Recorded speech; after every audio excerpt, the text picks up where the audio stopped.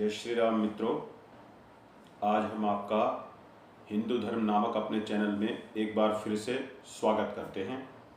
आप लोगों को स्मरण होगा, हमने ईसाइयों के द्वारा उठाए गए 3 प्रश्नों का उत्तर देने का एक क्रम बनाया था, जिसमें से 2 प्रश्नों का उत्तर हम पहले ही दे चुके हैं।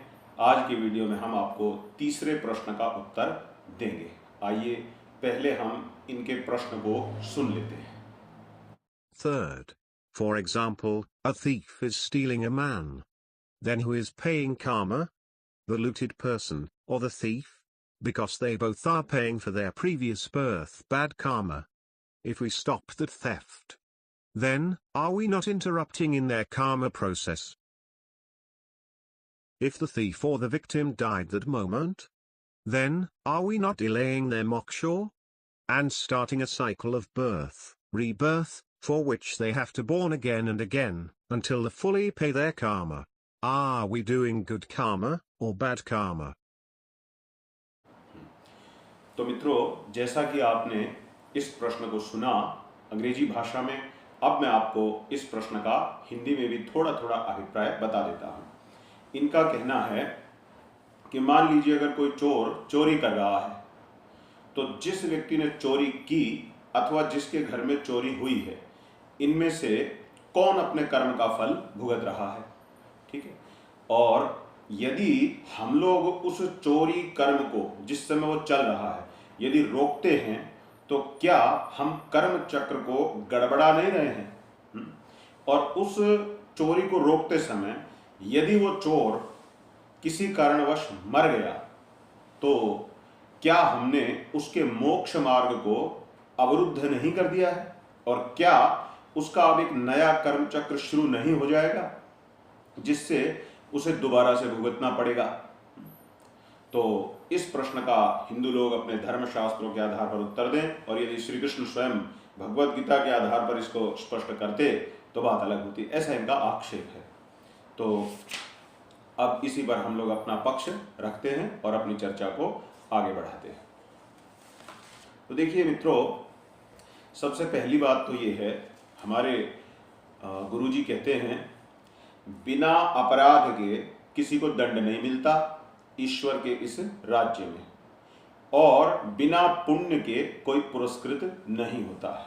तो यह हमारा मूल आधार है इस प्रश्न का उत्तर देने में। भगवान श्री कृष्णचंद्र भगवद गीता के 4थे अध्याय में कहते हैं, कवयो अप्यत्र मोहिता। ये जो कर्म मार्ग है, अथवा यूं कहिए कर्म का जो रहस्य है, वो अपने आप में इतना गहन है कि बड़े बड़े विद्वान लोग भी उसे ठीक ठीक समझने में मोहग्रस्त हो जाते हैं। अब जहां तक बात है इन म्लेच्छों की, तो ये अगर भ्रमित हो गए कर्म के सिद्धांत को समझने में, तो इसमें तो कोई आश्चर्य की बात है नहीं। अब आते हैं मूल प्रश्न पर। इनका कहना है कि भाई जिसके यहाँ चोरी हो रही है, जिसके यहाँ चोरी हो रही है, क्या वो कर्मफल भोग रहा है या चोर भोग रहा है? स्वाभाविक सी बात है, जिसके घर में चोरी हुई है उसका कोई न कोई पाप कट गया। इस प्रकार से आध्यात्मिक दृष्टिकोण इस विषय में रखा जा सकता है। और जिसने चोरी की है उसके खाते में आज एक नया पाप कर्म जुड़ गया है। ठीक है। फिर इनका अगला आक्षेप है कि जिस व्यक्ति के घर में चोरी हो रही थी, आज मैंने बीच में उसकी सहायता करके कहीं उनके कर्म चक्र को प्रभावित तो नहीं कर दिया। तो ऐसा बिल्कुल नहीं है कि हमने किसी कर्म चक्र को प्रभावित किया हो। अरे उस घर में जहां चोरी हो रही है, उसे मेरी सहायता अथवा उसके किसी अन्य मित्र की सहायता कब मिलेगी? जब उसका कोई पूर्व पुण्य होगा। यदि उसने पूर्व काल में ऐसा कोई पुण्य नहीं कमाया कि संकट के समय में उसे सहायता प्राप्त हो, तो उसे सहायता भी नहीं मिल सकती। तो इस कर्म चक्र को सहायता करने वाला क्या कर्म चक्र से बाहर खड़ा होकर के सहायता कर रहा है? ऐसी बात तो नहीं कही जा सकती। और यदि उस व्यक्ति के घर में चोरी हो ही गई, तो क्यों हुई? क्योंकि पूर्व जन्म में उसने जो ऐसा पाप कर्म किया था जिसके कारण आज उसके यहां चोरी हो रही है, तो उस व्यक्ति ने समय रहते, जैसा मनुस्मृति का सिद्धांत है, उस कर्म का प्रायश्चित्त उस शरीर में नहीं किया। और यदि प्रायश्चित्त नहीं किया तो उस मनुष्य को फिर उसे दुख के रूप में भोगकर, अर्थात अपने घर में चोरी कराकर इस प्रकार से ही भुगतना पड़ रहा है। अब इसी विषय में हम अपना चौथा बिंदु रखते हैं। यदि हम चोरी रोकेंगे और उसका कोई पुण्य कर्म है तो उसे मध्य में सहायता दिलवा रहा है, ये बात भी पहले ही हो गई। अब यदि रोकते समय, इनका कहना है वो चोर अगर मर गया तो उसका पुण्य उसे बचाने लायक था नहीं, ऐसा हमारा कहना है। यदि चोर बीच में मर गया, मान लीजिए मैं उसके घर में पहुंचा उसकी सहायता करने, और उस चोर को मैंने पकड़ा या किसी अन्य मित्र ने पकड़ा और उसको हम मार रहे हैं या भगा रहे हैं, इस कारणवश कुछ ऐसा होता है कि उस चोर की वही मृत्यु हो जाती है, तो इसका अर्थ है कि वो चोर अपना चोरी कर्म करते समय आज बचाया जाए, ऐसा पुण्य उसके पास शेष नहीं था, इसीलिए उसे भी इस दुख की प्राप्ति आज हो गई है। और वैसे भी जब मनुष्य पाप करता है तो उसके पुण्यों का नाश होने लग जाता है।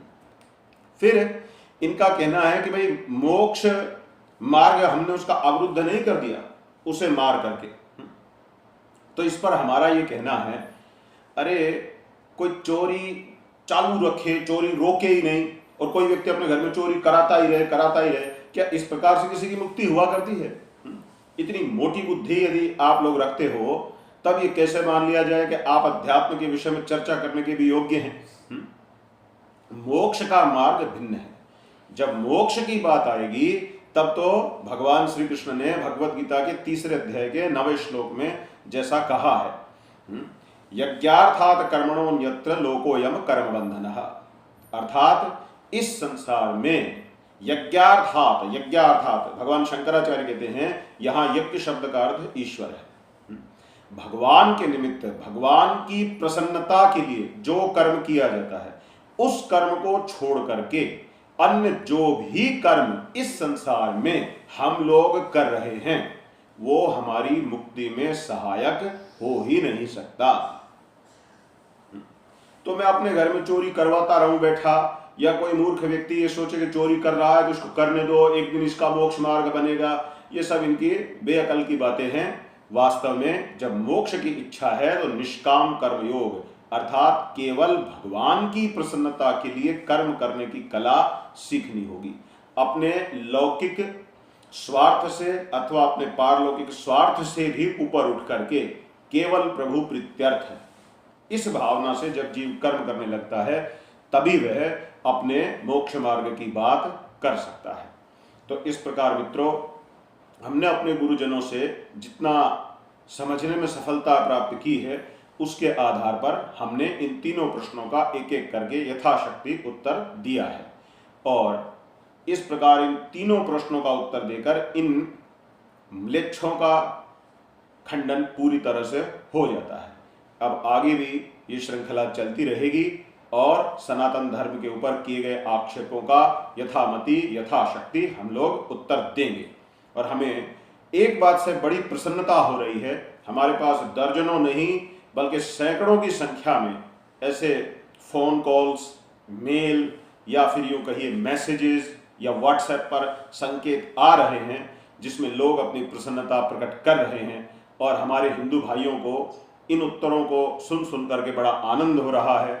अनेक संत महात्मा हमारा उत्साहवर्धन कर रहे हैं और हमारे गुरुजनों की बड़ी पैनी दृष्टि इस पर है, वे हमारी समीक्षा कर रहे हैं। तो ये सभी संकेत मैं तो ये मानता हूँ बहुत शुभ हैं, और आने वाले समय में हमारे सनातन धर्म का उत्थान निश्चित रूप से होगा। हर हर महादेव।